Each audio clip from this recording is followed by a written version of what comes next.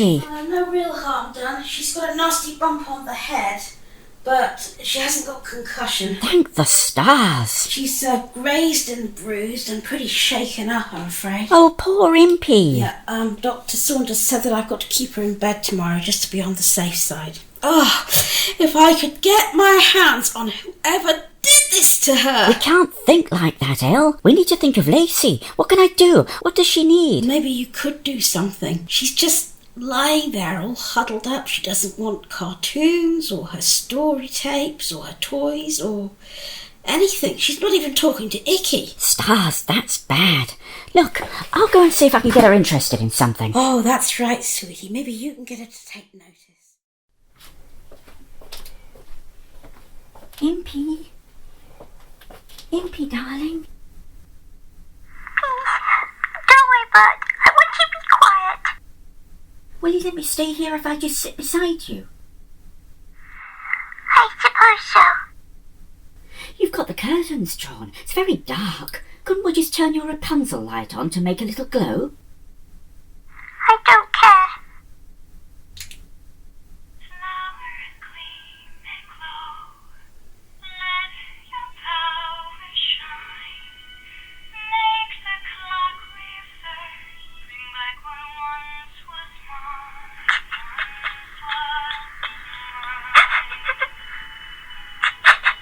Impy, sweetie girl, please don't cry.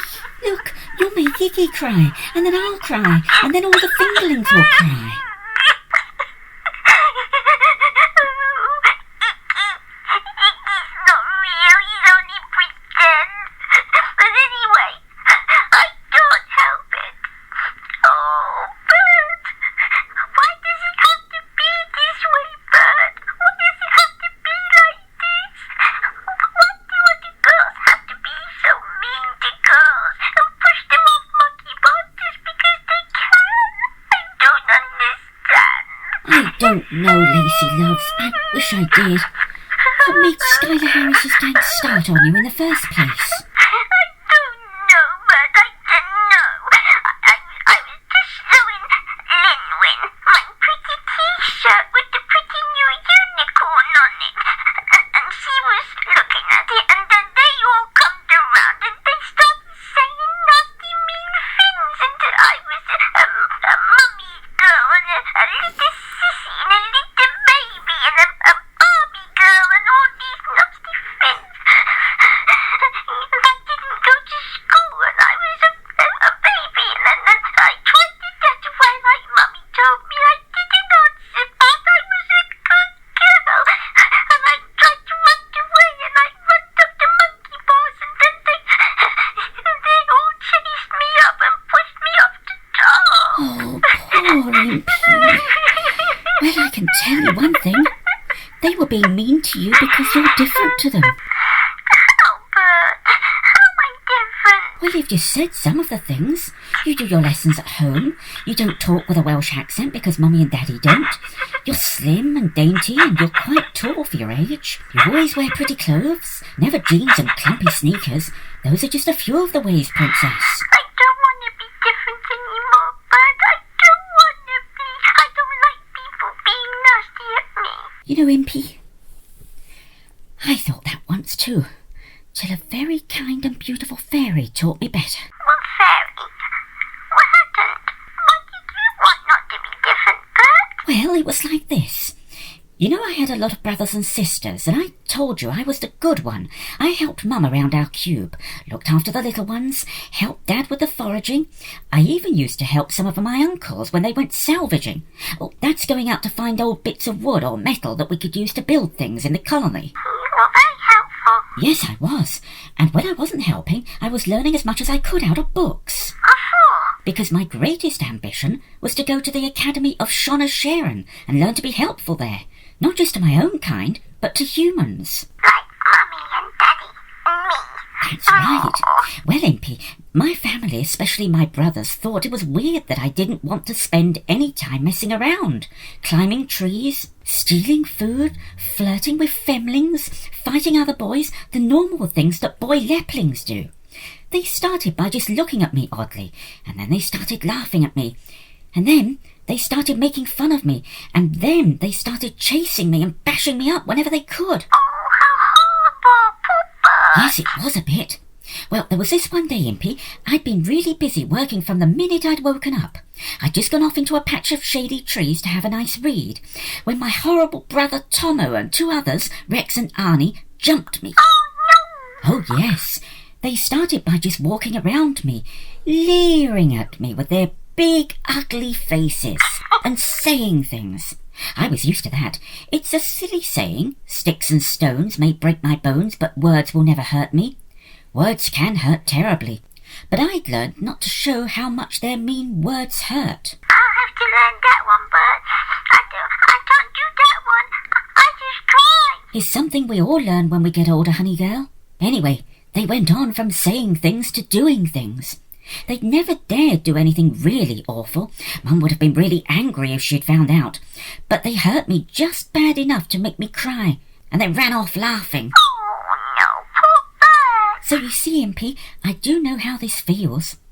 Well, when I'd picked myself up and wiped myself down, I zapped off to some thick woods I knew, because I wanted to be on my own for a bit. I zapped into a thicket deep in the wood, and just lay there on some deep green moss until it was dark. And what happened then? Well, I was just thinking I'd better get back to help with the little one's bedtime, when I saw a kind of silvery glow up in the air, and heard a tiny tinkle of bells. I brushed the tears out of my eyes. I admit I'd been crying for a while. You know how I do. And looked up through the trees. And what do you think I saw, Impy? I didn't know, Bert. I didn't know. What did you see? You look tired, sweetie. Are you sure you wouldn't like to have a little sleep now? Now, Bert, stop it, stop being a mean, naughty, pointy. Don't let me come back and finish telling me the story. Impy. Well, I saw a little tiny coach all made of silver, inlaid with mother of pearl. It was being pulled by 4 tiny horses. Their bodies were shining turquoise. Their long flowing tails were purple and silver. Their beautiful manes were pink and threaded with tiny silver stars and glittering gems. They galloped through the sky on glittering silver hooves, and cascades of coloured sparkles erupted from under their feet and floated down on the light breeze. I wish I'd seen that. How beautiful. Oh, it was, Impy. I watched the little coach getting lower and lower, the tiny silver bells tinkling on the gleaming reins. Finally, it alighted in front of me. The door opened, and out stepped the most beautiful fairy. She had the loveliest face you can imagine, with big, soft grey eyes that seemed to look right inside me. Long lilac hair, shimmering wings like violet petals, and a gown of deepest amethyst. She spoke to me in the gentlest voice I'd ever heard. "My name," she said, "is Fairy Sweet Thought. What is your wish?" She gave you a wish? Oh, what did you wish for? Well, Impy, I didn't even think about what to wish for. I just opened my mouth and blurted out, "Beautiful fairy, I want to be the same as the rest of my family. I don't want to be different no more." Oh, I wish I could see Fairy Sweet Thought too. I'd wish for the same. Ah, wait, Impy, you haven't heard everything. Well, Fairy Sweet Thought smiled at me in a knowing kind of way. "I will not say whether this wish be good or bad, sensible or otherwise," she said, "but I will tell you that some have got their dearest wish only to rue the day they wished for it. And so I will grant your wish for 3 days. In 3 days I will return, and if this wish still seems good to you, then I shall grant it forever." And with that, she waved her magic wand. Well, nothing much happened. Fairy Sweet Thought smiled at me again. Then she got into her coach, shook the reins so that all the little bells jingled madly, and the beautiful little horses sprang into the air in a shower of sparkles. And then what happened? Bert? Did you stay the same? Did you get different? Tell me. Well, I went home, meaning to help Mum put the little ones to bed. Only once I got there, the noise of them crying and chattering went right through my head, and I found I didn't want to help. So I sloped off outside again. I saw Tomo, Rex and Arnie messing about, and I suddenly felt so furious that I started a fight with them. I did, Impy. Me, who never fought a field mouse before. I bashed them to bits, and after that I started going about with them, taking apples from orchards, looking at femmes, doing all the things they did. I thought I should be happy, only I wasn't, because the little ones who used to come to me to play were scared of me. Mum kept looking at me as if she was so disappointed. Dad wouldn't trust me any more. The further I got into the 3 days, the more I realised that, hard times and all, I liked being me. So what happened? What happened at the end of the 3 days? Did you come back to find the very, very sweet fort? You'd better believe it. On the 3rd day, I went to the woods and I waited for hours and hours. Finally, just when it was dark, I saw that glow up in the sky again. Down glided the coach with its beautiful horses, and out of it came the beautiful fairy Sweet Thought. "Well, Batalius," she said, "will you have your wish granted forever?" "No, thank you," I cried. "Please, please make me how I was. I want to be myself again. I like to be different." The fairy waved her magic wand and smiled the most beautiful sweet smile. "You have learned the hard way, my little friend," she said, "that there is strength in our differences. Sometimes we have to suffer for them, but if we strive to live in harmony with one another, help all we can, and hurt no one, we can always know we have done our best and sleep with a clear conscience. If people treat us badly, it is their badness, not ours."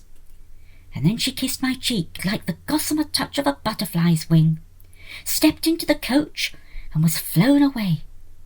I've never seen her since, Impy, but I've always remembered what she said. Oh, and I'll try to remember that too, Bert. That's right, Impy. You go on being yourself. Never mind what mean people think of you, because all they'll ever be is mean. Always do the best you can, and be a lovely girl like you are, and no one can ask any more. Now, how about you snuggle up and have a lovely sleep? Then I'll bring you in some tea, and we can watch a film together after, if you'd like. Yes, I am a bit tired with my headaches, and I'm a little bit tired, and Iggy's got a headache, and he's been too. He's tired. Oh, is he? Well, you sleep well then, the both of you. I'm off to make your favourite soup. Sleep well. I'll see you later. Later, Bert. You had heart, Iggy. So does mine. My darling. It's better soon.